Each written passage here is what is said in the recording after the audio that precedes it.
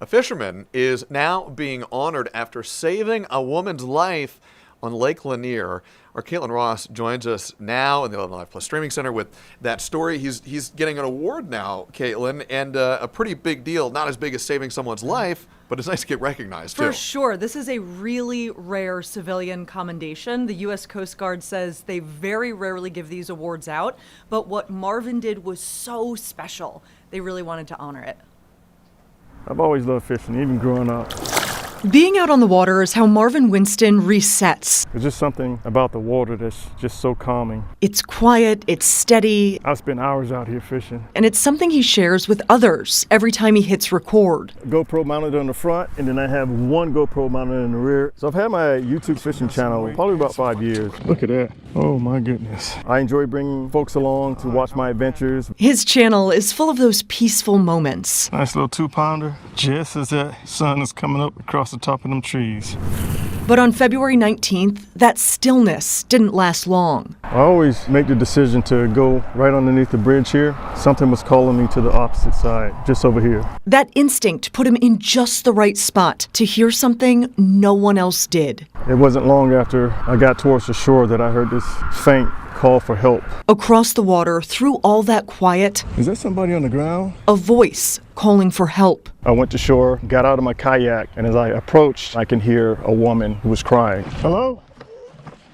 Hello? What he found was anything but calm. A woman hurt, struggling to breathe, She's kind of gasping for air. and alone. It was instinct. I knew I had to do something about it. To hear somebody in distress the way that this woman was calling out for help, something had to be done. Hello, we got an emergency here. And in that moment, Marvin became the steady presence she needed. Okay, just relax, ma'am, just relax. Calling 911, guiding first responders, and staying right there with her. What Marvin did is exceptional because he was able to redirect 911 operators to get first responders on the scene. And I truly believe that that was our Heavenly Father telling me, hey, you need to go check this out. The same calm that brings him out to the lake is what helped bring order to a chaotic situation. It is rare for the Coast Guard to have such honors because it's rare that people do what Marvin did. Thank you very much. He's now honored for stepping in, but Marvin says this is really about how we show up for each other. In a world where people think that humanity is lacking, hopefully this shows that there are good people in this world. We just need to act. Wow. That's remarkable that he even was in position, Kaitlyn, Right.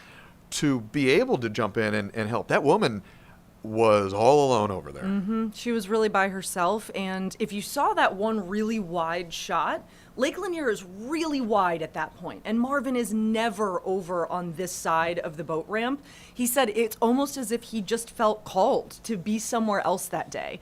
It was really unusual that he would even be within hearing distance of that. And then when he heard it, what I thought was so interesting from the flotilla commander there, he said, so often people would hear something and just be like, not my problem. They'd paddle away. Maybe it's an animal. Maybe it's someone causing trouble. But for Marvin, it was, let me go investigate. Let me see what's going on. And he's like, as he gets closer and closer, you can hear him kind of put it together like, oh, wait, there's someone down over there. There's someone that needs my help. And he just, boom, jumps into action. And, of course, we've got to ask the woman who was in distress that day, how is she doing now? So thankfully, we know that she was treated and released because of privacy. Her health information is protected. So we don't have an update from her, which I really, really wish we had. But we do know that she's okay. We know she went to the hospital, she was treated, and she was released. So Marvin says he's thinking about her constantly every time he's out on the water, just really hoping that she's doing all right today. Really happy to hear that. I know, too, as we were watching that story, you, of course, put it together. You knew this. But as I was watching that GoPro video, I thought it was all from the story that you and photojournalist John Samuels gathered when you went out to interview him. But he is a YouTuber. He's got a channel online. He videos lots of his kind of adventures on the lake. So he literally captured all of that on camera. Yes. So he has this YouTube channel, and I thought it was really cool the way he talks about it. He said, there's so many people who love to be out on the water. They find it calming, they find it peaceful, but, maybe they don't have a boat, maybe they don't have access to water, maybe they don't have the ability to walk down there. And he wants to be able to bring people on his adventures. So he started the YouTube channel so other people could feel the type of peace and calm that he feels when he's out on the water. And he's not like a small streamer. He's got, I think, more than 20,000 people who follow his YouTube channel and love to see his adventures out on Lake Lanier. And so he was rolling that day when this happened. And you can hear both the surprise and then the urgency in his voice as he recognizes, oh, wait, somebody needs help. Now I need to call 911. Now I need to get people here. It's like you watch him go through all of that on camera, which is really powerful. And just to have the wherewithal to remain calm himself and to know even precisely where he is on the lake. Lake Lanier's huge. Huge, yeah. It's enormous. Right. And to be able, and you heard the Coast Guard representative there talk about he was able to direct emergency services exactly to where they needed to go. You've covered lots and lots of stories with first responders, law enforcement, firefighters, EMS, you name it.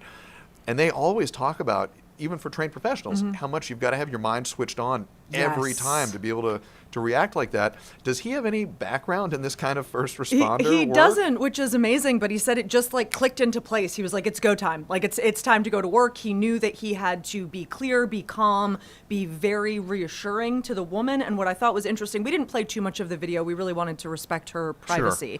But he's going back and forth between talking to 911 and having her stay calm, reassuring her, directing firefighters where to go. And another detail that I just thought was so poignant was as the first responders are arriving, Marvin takes the time to like greet every single one of them and be like, thank you so much for what you do every day. Your work is so important. I really appreciate you being here. Like he's so gracious in the face of a really difficult situation that I think I'd be panicking in that situation. And he was not only able to stay calm, he was able to be incredibly polite and respectful. He's just an awesome guy. He obviously spends a lot of time out in that kayak on Lake Lanier. Did he say anything in your conversation with him about how this moment changed the way he approaches the lake, changes his mindset maybe when he is out on that water? Yeah, that's such a good question because he sees fishing as so solitary. It's his way to get away from everything else and to be by himself and kind of have that moment of calm. But what he said he realized when this whole situation happened was we really need to be there for each other. And when somebody else needs us, we need to step up and help. At one point, he said, we didn't know each other that day. We had never met before. But when you see a fellow human being hurting, you want to do everything you can to help them. And so that's what he did. He jumped in and then he worked with first responders to really make sure that they had the information they needed. He was so reassuring to her as she was going through this moment of real devastation.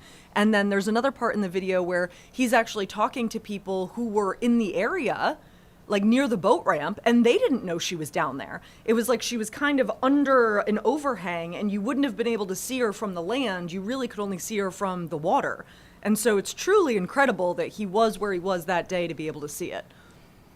I mean, you say that and I mean, it almost kind of gives you chills thinking if he was not right there at that moment, in that moment, that place, that time, that location, you really don't want to think what the alternative outcome could have been. He really was exactly where he needed to be. Exactly. And he's so humble about it.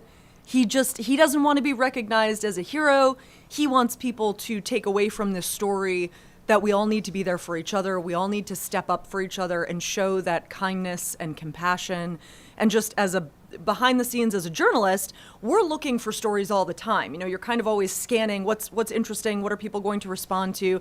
And I saw this video of him helping this woman, and I immediately contacted him and was like, hey, Marvin, you're amazing. I would love to do this story with you. And he flat out refused for like almost 2 months. Wow. He did not want to do this story because to him, the story is really about connection and uplifting other people and being there when somebody needs you. He didn't want the story to be about him.